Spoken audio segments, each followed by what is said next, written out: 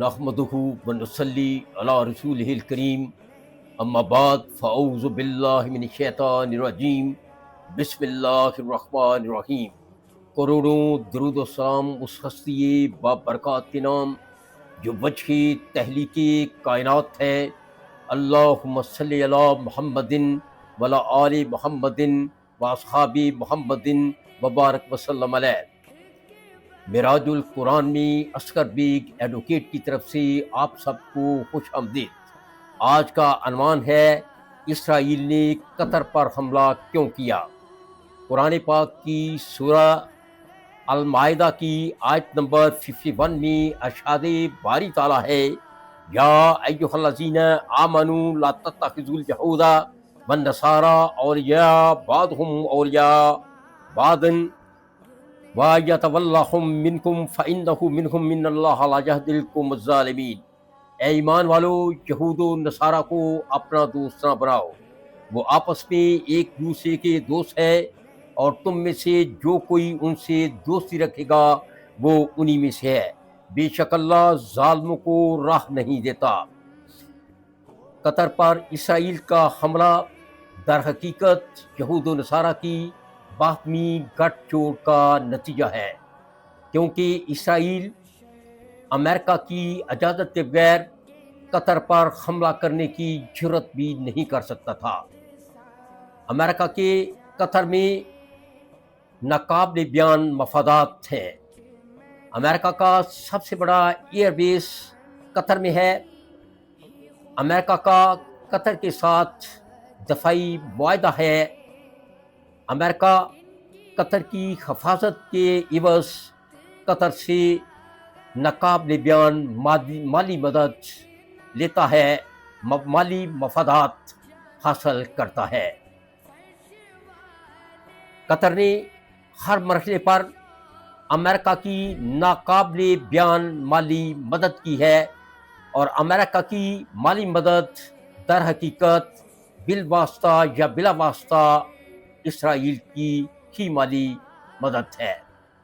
اور اس بات کا بیان ثبوت یہ ہے کہ قطری حکمرانوں کے حکم پر ٹرمپ کی والہانہ استقبال، قطر کی نوجوان دوشیزوں کا ٹرمپ کی راہوں میں بال لہرا لہرا کر، بال بکھیر بکھیر کر استقبال کرنا، اس بات کی واضح دلیل ہے، اس بات کا واضح ثبوت ہے کہ قطر امریکہ سے بہت والہانہ محبت کرتا ہے، اور یہ محبت صرف اس وجہ سے ہے کہ امریکہ نے قطر سے وعدہ کر رکھا ہے کہ وہ اسرائیل سے قطر کی حفاظت کرے گا۔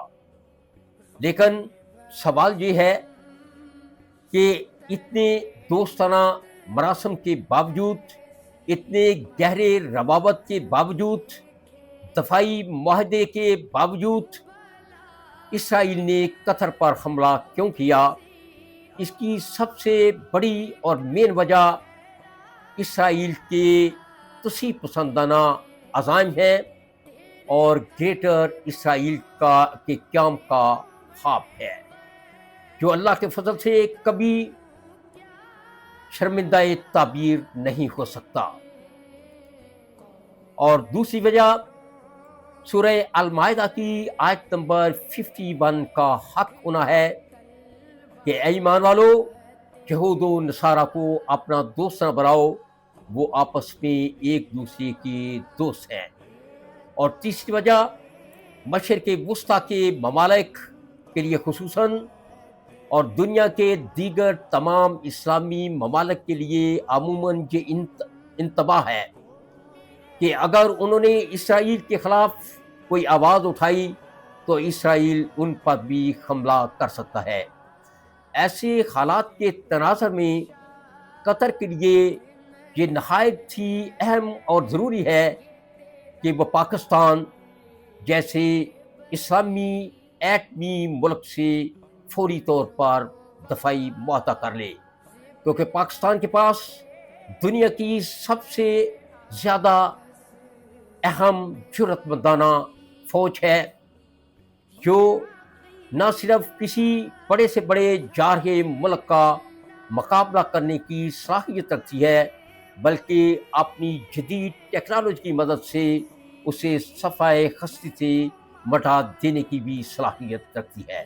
اور اس بات کا ثبوت پاکستان کی جرأت مندانہ افواج نے فیلڈ مارشل سید عاصم منیر کی دلیرانہ اور جرأت مندانہ قیادت میں مئی 2025 کی پاک بھارت جنگ میں فراہم کر دیا ہے، جب پاکستان کی مسلح افواج نے فیلڈ مارشل سید عاصم منیر کے حکم پر بنجانم مرصوص فوجی آپریشن کا آغاز کیا اور چند ہی لمحات میں اپنی جدید ٹیکنالوجی اور سائبر سسٹم کی مدد سے بھارت کی تمام تر فوجی، عسکری اور دفاعی نظام کو تباہ و برباد کر کے رکھ دیا اور بھارت اندھیروں میں ڈوب کے رہ گیا۔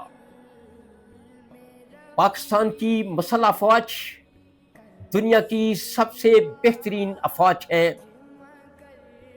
پاکستان کی مسلح افواج دنیا کے ہر جارے ملک کا مقابلہ کرنے کی پوری صلاحیت رکھتی ہیں۔ پاکستان ایک ایٹمی طاقت ہے۔ پاکستان کی افواج جذبہ جہاد سے سرشار ہے۔ قطر کو فی الفور بغیر کسی دیر کے، بغیر کسی ڈیلے کے پاکستان سے دفاعی معاہدہ کر لینا چاہیے۔ یہی قطر کے مفاد میں ہے، بلکہ ایسا نہیں، مشرق وسطیٰ کی تمام تر ریاستوں کو خصوصاً اور دنیا کی تمام تر دیگر اسلامی ریاستوں کو ایک مشترکہ دفاعی فوج قائم کر لینی چاہیے، ایک مشترکہ دفاع قائم کر لینا چاہیے اور ایک جرأت مندانہ فوج کا قیام منظری عام پر لے آنا چاہیے۔ یہ وقت کی ضرورت ہے اور اسلامی ممالک کے تحفظ کی اہم ترین ضرورت ہے۔ وما علینا الا البلاغ۔